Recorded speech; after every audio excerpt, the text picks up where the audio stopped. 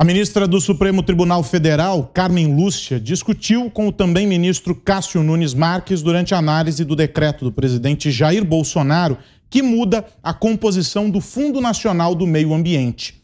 Carmen é relatora do caso e defendeu em seu voto que o decreto deveria ser suspenso, considerando ser inconstitucional.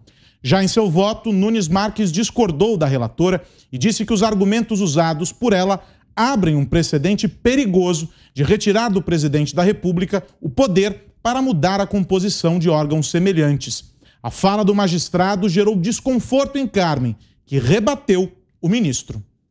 Receio é que este precedente iniba novos governos a ampliar a participação popular, já que, diante de eventual insucesso da medida, a mesma não poderá mais ser extinta. Afirmar que isso aqui seria um precedente no sentido de que o presidente da República estaria impedido em qualquer circunstância de mudar, especialmente para aumentar a democracia, porque amanhã ele não pode mudar, isto não existe no meu voto.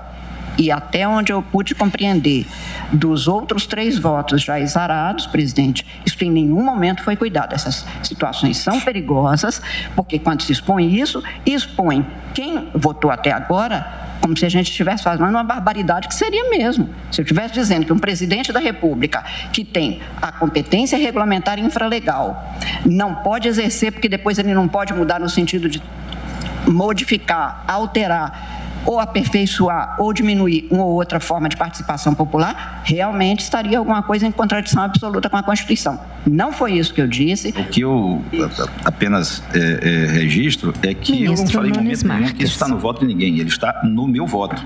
Quando eu citei os exemplos, eu por 2 vezes repeti que iria me distanciar do caso dos autos a título de especulação, né? E agora me sinto muito feliz que o meu voto já serviu para trazer os esclarecedores pronunciamentos da relatora. Não, eu já tinha dito isso antes, então, ministro. Talvez eu não tenha sido clara. Fui clara ao afirmar exatamente. Não é nem o meu voto. É não se imaginar que é um precedente, que poderia se constituir, como Vossa Excelência disse, um perigoso precedente. Nunes Marques foi o único ministro a votar contra a ação apresentada pelo partido Rede Sustentabilidade. Nesta semana, o ministro do Supremo Tribunal Federal, André Mendonça, travou um movimento da própria corte que tentava acusar o governo Jair Bolsonaro de omissão no combate ao desmatamento na Amazônia. Mendonça pediu vista de 2 processos que integram um conjunto de 7 ações relacionadas ao tema ambiental, logo após a ministra Carmen Lúcia votar contra o governo. Ela acusa o executivo de reduzir a fiscalização de crimes ambientais na região amazônica e de diminuir orçamentos destinados a ONGs que supostamente zelam pela proteção das florestas. No momento do pedido de vista, o ministro Alexandre de Moraes, que estava relaxado em seu assento, aparece no reflexo, aparentemente incrédulo com a oposição de André Mendonça. E sem prejuízo dos demais ministros em querendo antecipar seus votos, é um direito que tem, mas poder trazer alguma coisa que possa agregar, pouco importando se divergente ou não, mas sempre no espírito de agregar ao tratamento adequado da matéria. Esse vídeo se tornou viral nas redes sociais. Fiuza, deixa eu ouvir você. A ministra Carmen Lúcia, né, seus votos são sempre exarados na contramão do que quer o Palácio do Planalto. Então não sou eu que estou dizendo. A conduta dela é essa. E ela faz mais. Ela vai a debates, ou palestras, ou lives, sei lá como chamar, e ela senta o pau no governo. A ministra da mais alta corte judiciária do país fala que há um desgoverno. Olha, alguém que precisa ter ali a austeridade de um ministro do Supremo para se manifestar, dizer que é um desgoverno, precisaria provar. Onde é que está a fundamentação dessa alegação da ministra Carmen Lúcia de que é um desgoverno? Ela não conseguirá fundamentar, portanto, ela está fazendo política. Ela usa retórica para fazer política. E a Rede Sustentabilidade é o que hoje? Eu gostaria de saber também. A Rede Sustentabilidade é hoje um pré-tribunal, um pré-STF, um anexo do STF? O que é? porque a ministra Carmen Lúcia também está sempre em concordância com esse partido político, cujas ações também sempre, quer dizer, a rede ainda está no Congresso, não?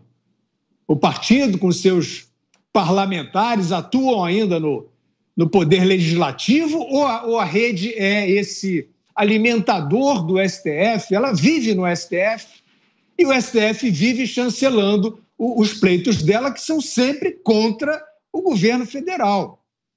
Então, o resto é mais aí os ingredientes aí de uma sessão. Nós vemos os ministros nomeados, indicados pelo atual presidente ali, opondo uma certa crítica a essa conduta. É o que é de se esperar, não para eles partidarizarem, ao contrário, mas para que alguém possa fazer algo contra, eu não vou nem dizer partidarização, isso é uma politização reles do Supremo Tribunal Federal, que esses ministros estão fazendo, e não sou eu que estou dizendo. Todas as condutas, todos os votos deles, incluindo a Carmen Lúcia, mostram isso, política contra o presidente da República.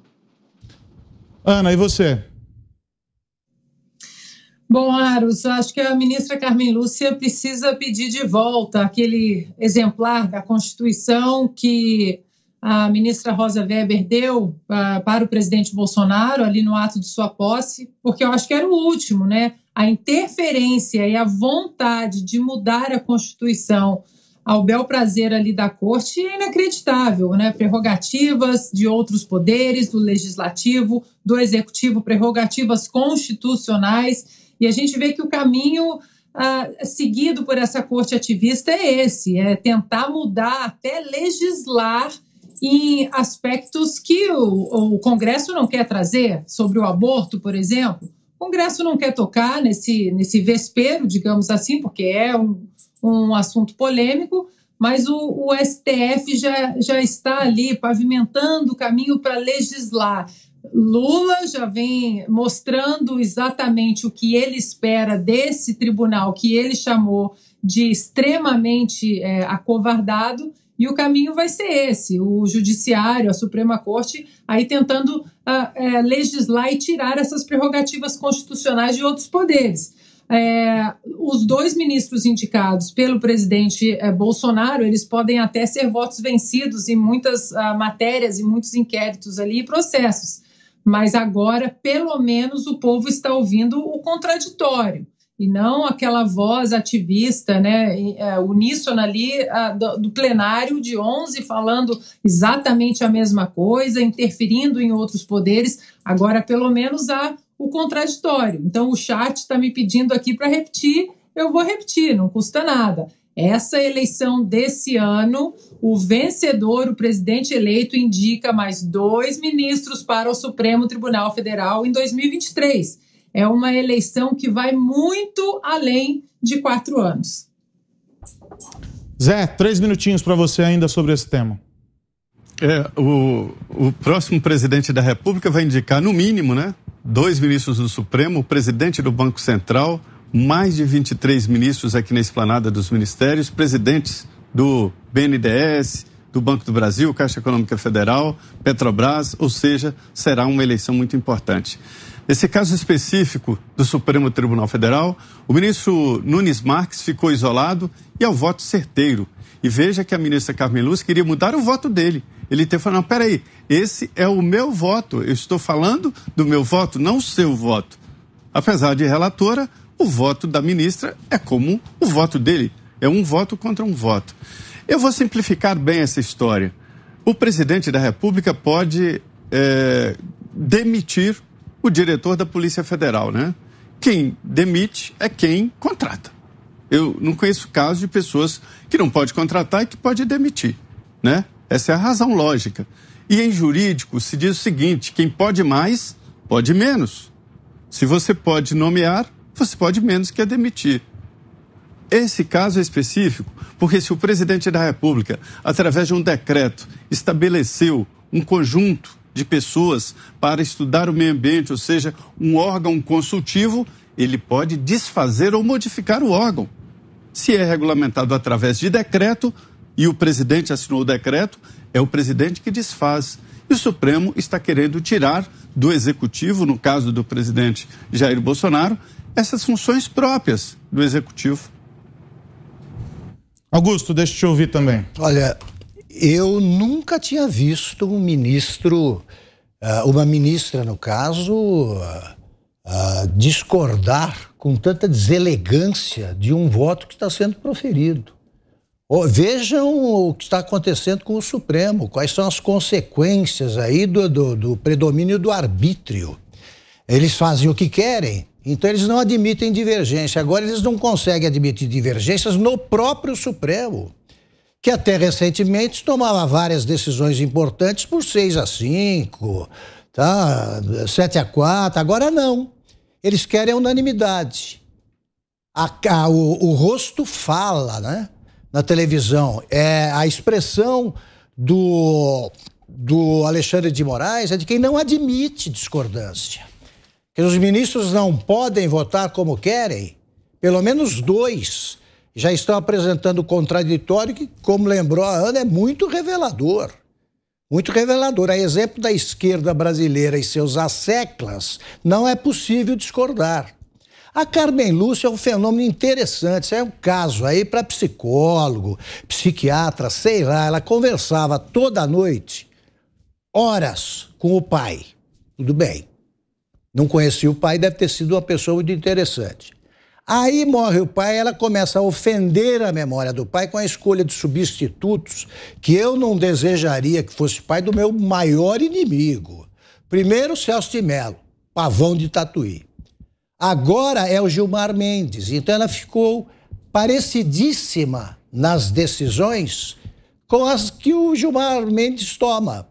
Eu ouço a Carmen Lúcia eu vejo ela falando e ouço a voz do Gilmar Mendes. Pois ela não disse o cala-boca já morreu? Pois ela que se cale enquanto outro ministro pronuncia o seu voto.